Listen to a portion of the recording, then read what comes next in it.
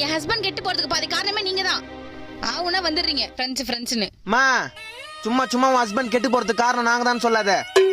பக்கத்துல நின்னுக்கிறான் பாரு 10 மாசம் பால் குடிக்கிற குழந்தை மாதிரி. எங்களுக்கு பீர் குடிக்கிறதுல இருந்து மொத்த கெட்ட பழக்கத்தையும் கத்து கொடுத்த வாத்தியாரே உங்க ஆத்துக்கார் தான். 6ஆவதுல அமலான்னு ஒரு பொண்ணை லவ் பண்ணா, 8ஆவதுல ஏகவல்லின்னு ஒரு பொண்ணை லவ் பண்ணா, காலேஜ்ல கல்பனான்னு ஒரு பொண்ணை லவ் பண்ணா. இத்தனை பொண்ணுங்களோட வாழ்க்கையை கெடுத்துட்டு உன் கூட வாழ்ந்துக்கிற இவனை நாங்க கெடுக்கிறோமா? டேய் மா இல்லம்மா, இவனுக்கு என் ஃப்ரெண்ட்ஸே இல்ல. பாத்தியாமா உண்மையா சொன்னதுக்கு எங்களே ஃப்ரெண்ட்ஸ் இல்லன்ட்டா. பாத்துமா தங்கச்சி, பின்னாடி வீட்டுல 2 ஆன்ட்டியை உசார் பண்றது கடைசியில உண்மையா ஒய்ஃப் இல்லன்றுவான். வாரம் சனிக்கிழமை நைட்டு எங்களை கூட ஃபுல்லா குடிச்சிட்டு கக்குவான் பாருங்க உன்னை பத்தி. அப்படி கக்குவான்.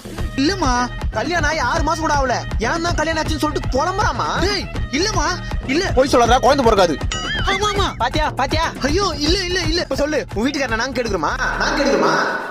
இல்லனா ஆனா 1000 தான் இருந்தாலும் சரி, அவனுக்காக ஃப்ரெண்ட்ஸ் நாங்க கடைசி வரையும் இருப்போம். எது வர மச்சான், எது வந்தாலும் உண்மையை சொல்லிடணும். நண்பன்ல